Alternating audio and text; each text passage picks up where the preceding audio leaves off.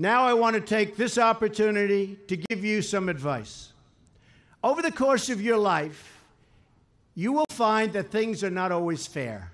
You will find that things happen to you that you do not deserve and that are not always warranted. But you have to put your head down and fight, fight, fight. Never, ever, ever give up. Things will work out just fine. Look at the way I've been treated lately, especially by the media. No politician in history, and I say this with great surety, has been treated worse or more unfairly. You can't let them get you down. You can't let the critics and the naysayers get in the way of your dreams.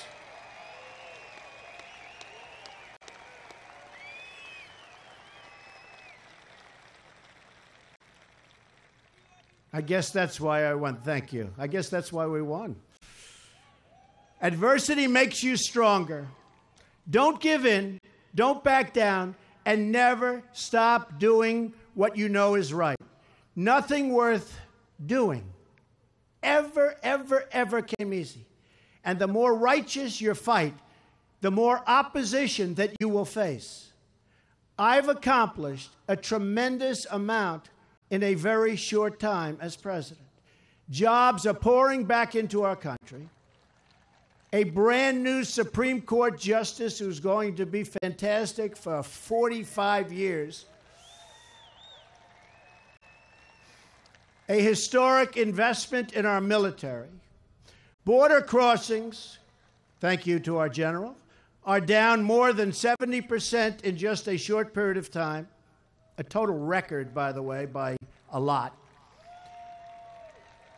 We've saved the Second Amendment, expanded service for our veterans. We are going to take care of our veterans like they've never been taken care of before.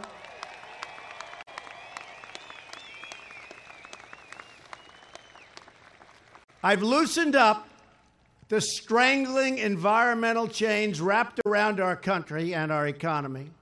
Chains so tight that you couldn't do anything, that jobs were going down, we were losing business, we're loosening it up. We've begun plans and preparations for the border wall, which is going along very, very well. We're working on major tax cuts. For all, we are going to give you the largest tax cut in the history of our country if we get it the way we want it. And we're going to give you major tax reform. And we're also getting closer and closer day by day to great health care for our citizens. And we are setting the stage right now for many, many more things to come. And the people understand what I'm doing, and that's the most important thing. I didn't get elected to serve the Washington media or special interests. I got elected to serve the forgotten men and women of our country, and that's what I'm doing. I will never stop fighting for you, and I will never stop fighting for the American people. As you leave this academy to embark on your exciting new voyage, I am heading on a very crucial journey as well. In a few days, I will make my first trip abroad as president, with the safety, security, and interests of the American people as my priority. I will strengthen old friendships and will seek new partners, but partners who also help us, not partners who take and take and take. Partners who help, and partners who help pay for whatever we are doing and all of the good we're doing for them, which is something that a lot of people have not gotten used to, and they just can't get used to it. I say, get used to it, folks. I'll ask them to unite for a future of peace and opposition, for our peoples and the peoples of the world. First in Saudi Arabia, where I'll speak with Muslim leaders and challenge them to fight hatred and extremism and embrace a peaceful future for their faith. And they're looking very much forward to hearing what we, as your representative, we have to say. We have to stop radical Islamic terrorism. Then in Israel, I'll reaffirm our unbreakable alliance with the Jewish state. In Rome, I will talk with Pope Francis about the contributions of Christian teachings to the world. Finally, I'll attend the NATO summit in Brussels and the G7 in Sicily to promote security, prosperity, and peace all over the world.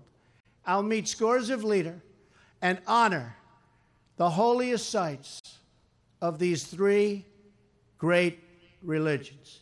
And everywhere I go, I will carry the inspiration I take from you each day, from your courage and determination to do whatever is required. Save and protect American lives.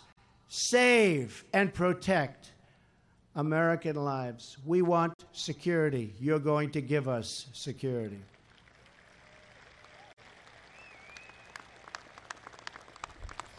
In just one example, we see how priceless that gift of life is to the people you touch every day. A few years ago, a Coast Guard helicopter and rescue swimmer took off in the direction of 3 terrified fishermen who clung to their sinking and burning vessel. That day, our Coast Guard heroes did their jobs well. They flew over the sea, despite tremendous danger, and extended a helping hand at the moment it was most urgently needed. There was very little time left. But that's not the most remarkable part of that story. As one Coast Guard swimmer put it, you do that stuff all the time. You do it every hour of the day. Something is happening all the time with the United States Coast Guard. You do an amazing job. A remarkable thing happened with that rescue. But when you think of it, you do those rescues all the time. There, the Vietnamese fishing captain grabbed the swimmer's hand. He looked at his Coast Guard rescuer in the eye and said, "I was asking God to please let me live. I need to see my kids. Please, God, please let me live so that I can see my kids. Then God sent me you." That's what he said.